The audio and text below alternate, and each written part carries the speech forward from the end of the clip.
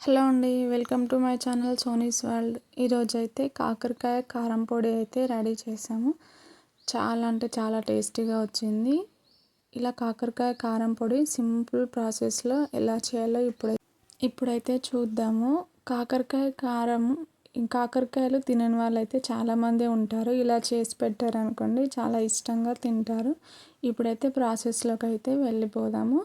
ముందుగా అయితే 1/2 kg కాకరకాయలు అయితే తీసుకున్నాను. ఇలా సన్నగా అయితే కట్ చేసి పెట్టుకున్నాను. ఇలా సన్నగా కట్ చేయడం ద్వారా కాకరకాయలు అనేవి తొందరగా ఫ్రై అవుతాయి. అందుకోసమని ఇలా సన్నగా అయితే కట్ చేసి పెట్టుకున్నాను. ముందుగా అయితే ఒక గిన్నె పెట్టేసుకొని ఆయిల్ అయితే వేసుకొని కొంచెం వేడైన తర్వాత ఇలా మనం కట్ చేసి పెట్టుకున్న కాకరకాయలు అయితే అన్నీ అయితే ఇలా వేసుకున్నాను. మంట అయితే హై ఫ్లేమ్లో పెట్టుకోవాలి మనకు తొందరగా ఫ్రై కావడానికి. ఇలా కాకరకాయలు అనేవి కలపకుండా ఉన్నామనుకోండి తొందరగా మాడిపోతాయి. అలాగే అడుగున ఉన్నవే ఫ్రై అవుతాయి, పైన ఉన్నవి ఫ్రై కావు. అందుకోసమని ఇలా కలుపుతూనే ఉండాలి. ఇలా కలుపుకోవడం ద్వారా అన్నీ అనేది ఒకే విధంగా ఫ్రై అయిపోతాయి.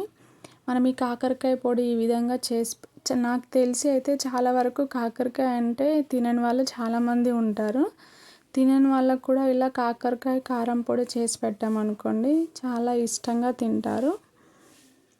నెలపాటు నిల్వ ఉంటుంది ఇలా చేయడం ద్వారా కాకరకాయ పొడి అనేది. ఇలా కొంచెం కొంచెంగా ఫ్రై చేసుకోవాలి మొత్తము అన్ని కాకరకాయలు. ఇప్పుడు మనకు సగం వరకు అయితే ఫ్రై అయిపోయాయి. ఇంకాస్తగా గోల్డెన్ బ్రౌన్ కలర్లోకి రావాలి కాకరకాయలు అనేవి. ఇలా కలుపుతూనే ఉండాలి. ఇంకొంచెం ఫ్రై అయితే సరిపోతుందండి మనకి. ఇందులోకి కొంచెం సాల్ట్ వేసి ఫ్రై చేసామనుకోండి తొందరగా కాకరకాయలు అనేవి ఫ్రై అవుతాయి. ఇప్పుడు మనకు కాకరకాయలు అనేది ఫ్రై అయిపోయాయి. మొత్తం అన్నీ ఒకే విధంగా అయితే చూడండి ఫ్రై అయిపోయాయి.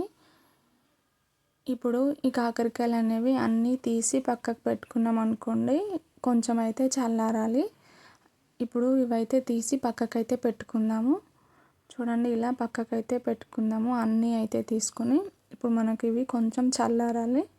ఇలా పట్టుకొని చూడండి, ఇలా పట్టుకుంటే విరిగిపోతుంది మధ్యలోకి.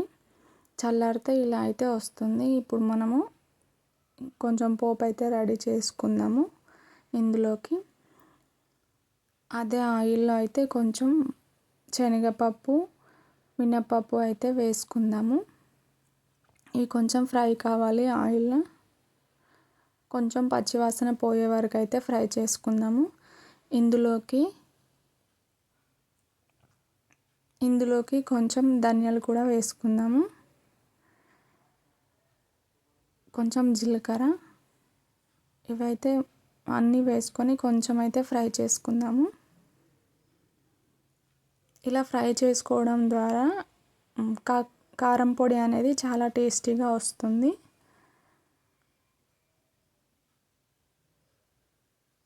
ఈ విధంగా అయితే ఆయిల్లో మొత్తం అయితే ఫ్రై చేసుకుందాము. ఇప్పుడైతే ఫ్రై అయిపోయాయి, తీసి పక్కకైతే పెట్టేసుకుందాము. ఇందులో కరివేపాకు కూడా ఫ్రై చేసుకుందాము ఆయిల్లో. కరివేపాకు కూడా వేసుకొని ఈ విధంగా డీప్ ఫ్రై చేసుకొని తీసి పక్కకైతే పెట్టుకుందాము. ఇప్పుడు మిక్సీ పట్టుకుందాము. ఆ పప్పులు అవన్నీ వేసి కొంచెం వెల్లుల్లిపాయలు వేసాను, కొంచెం చింతపండు కూడా వేసుకుంటున్నాను. ఇవైతే ఇలా బరకగా మిక్సీ అయితే పట్టుకున్నాను. ఇప్పుడు ఇందులోకి కరివేపాకు, తగినంతగా కారము, ఉప్పు కూడా వేసుకుందాము. ఇవి మళ్ళీ ఒకసారి మిక్సీ పట్టుకున్నాం అనుకోండి ఈ విధంగా వచ్చేస్తుంది. మరీ మెత్తగా కాకుండా ఇలా బరకగా వస్తుంది. ఈ విధంగా వచ్చిందంటే సరిపోతుంది. ఇప్పుడు ఇందులోకి కాకరకాయలు అయితే వేసుకొని మళ్ళీ ఒకసారి మిక్సీ పట్టుకుందాము. ఇలా అన్నీ మిక్సీ అయితే పట్టేసుకున్నాము. మనకు ఫైనల్గా అయితే కాకరకాయ పొడి అయితే రెడీ అయిపోయినట్లే. ఇలా వేడివేడి అన్నంలో కనుక వేసుకున్నాం అనుకోండి కాకరకాయ పొడి అయితే చాలా బాగుంటుంది. ఈ వీడియో కనుక నచ్చినట్లయితే ప్లీజ్ సబ్స్క్రైబ్. ఎలా ఉందో కామెంట్